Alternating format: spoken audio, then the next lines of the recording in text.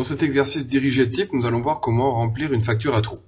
Donc, tout d'abord, nous voyons ici que nous avons un montant à chercher.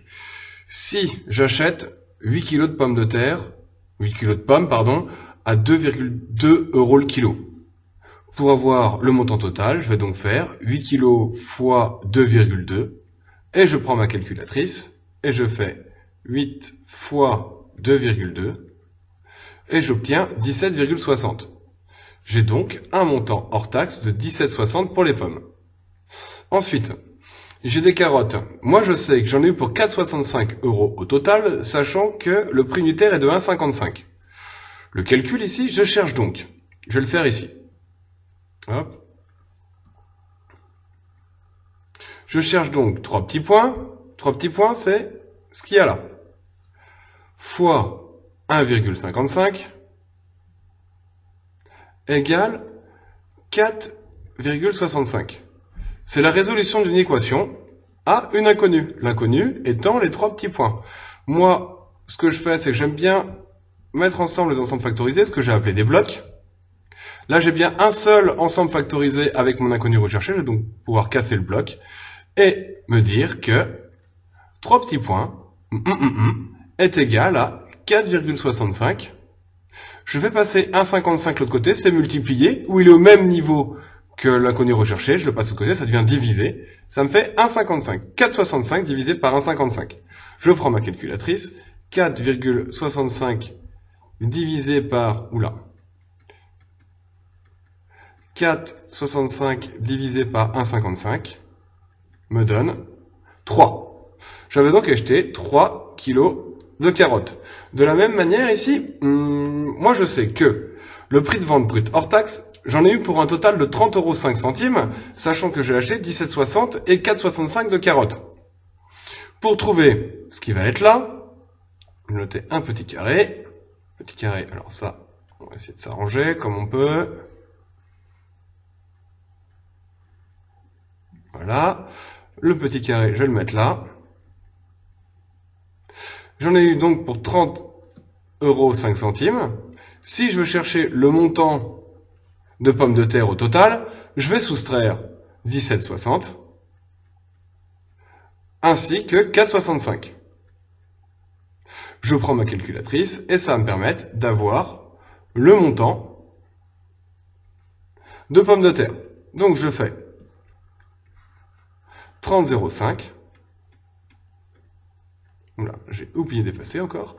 30,05 à laquelle je vais enlever les pommes, 17,60. À laquelle je vais aussi enlever les carottes, 4,65. Et j'obtiens un total de 8,25. De la même manière ici que pour les carottes, ça veut dire pour celui-là. Hop, je vais effacer ce petit trait. Voilà. Donc, pour la même manière ici, de la même manière, c'est 10 fois égale 8,25. Ça veut dire que ce que je cherche va donc être égal, après le calcul, on pourrait faire de la même manière que ça, 8,25 divisé par 10. On va encore pouvoir prendre la calculatrice. 8,25 divisé par 10, 8,25 divisé par 10 égale 0,83, on va arrondir. Donc c'est 83 centimes le kilo de pommes de terre. Bien sûr, ici, tout est hors taxe. Donc voilà, on a rempli la partie la plus importante. Hop. Donc maintenant, une fois que je suis là, moi ce que je fais, c'est qu'ici, j'aimerais bien savoir par combien je vais multiplier pour passer directement du prix de vente à l'escompte. N'oubliez pas que l'escompte, c'est la même chose qu'une remise ou qu'une ristourne. C'est un solde d'une certaine manière. Donc ici, si je cherche toujours 3 petits points ici, ce que je vais faire, je vais me dire 30,05 fois 3 petits points égale 1,35.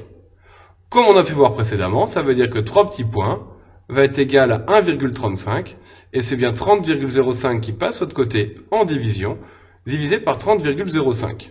Ça me donne, je prends ma calculatrice, 1,35 divisé par 30,05.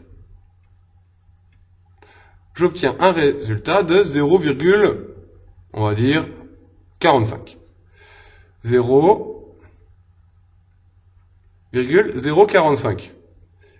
0,045, c'est combien de pourcents? Pour ce faire, je multiplie par 100, ou autrement, je déplace la virgule de 2, et j'arrive à une escompte de 4,5%. J'ai trouvé le pourcentage. Ensuite, si je veux obtenir ce qu'il y a là, j'ai 30,05 de prix, sachant que moi j'ai une remise de 1,35. Pour trouver le résultat qui est là, je fais 30,05 moins 1,35. 30,05 moins 1,35. Je prends ma calculatrice. 30,05 moins 1,35 et j'obtiens un résultat de 28,70.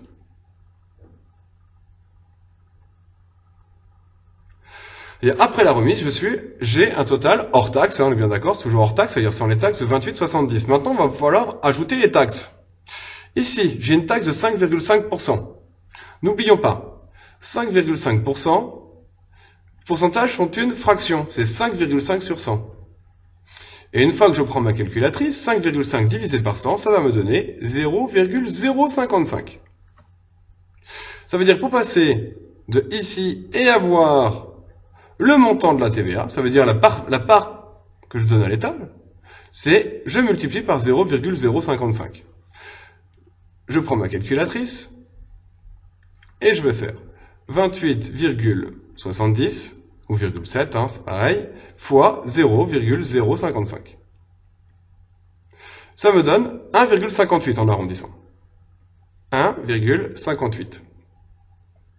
Ça veut dire que si j'achète quelque chose à 28,70, il va falloir que je donne à l'État une taxe de 1,58. Je vais donc avoir un prix de vente net hors taxe, j'additionne les deux. Ça me fait 28,70 plus 1,58. Donc, je fais le calcul. 28, je vais peut-être l'écrire. Bon, je fais le calcul, on va faire le résultat. 28,70 plus 1,58. 27,12. J'ai dû faire un moins. 28,70 plus, décidément, 28,70 plus 1,58. On trouve 30,28. Et pour faire ce 30,28, j'ai bien fait, 28,70 plus 1,58. Voilà comment remplir une facture. Il arrivera de temps en temps, imaginons, que ici, je vais effacer ce que j'ai fait, hop, tac, j'efface ça aussi, on tourne rond, ça je peux laisser, c'est pas grave, j'efface ça, et j'efface ça. Il arrivera, de temps en temps, que l'on aura juste, imaginons, le prix de vente TTC. Et on nous demanderait le hors taxe. Là, de cette manière, il faudrait travailler avec ce que moi j'ai appelé les coefficients sur le côté. Si j'ai 0,055, ça c'est ma TVA.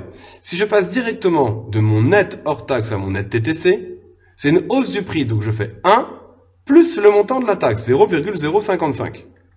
Je vais donc ici multiplier dans ce sens-là, pour aller du net hors taxe au net TTC, par 1,055. Si je décidais de faire dans l'autre sens, ça veut dire passer du TTC au hors taxe. Si dans ce sens-là, je multiplie, dans l'autre sens, je vais donc diviser par 1,055. Il faudrait que je fasse 30,28 divisé par 1,055. 30,28 divisé par 1,055. On obtient 57,40.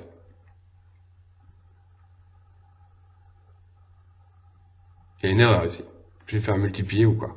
Alors, qu'est-ce qui se passe? On ne peut pas avoir un montant plus élevé du hors taxe, étant donné que la taxe, on élève le prix. Donc je recommence. 30,28 divisé par 1,055.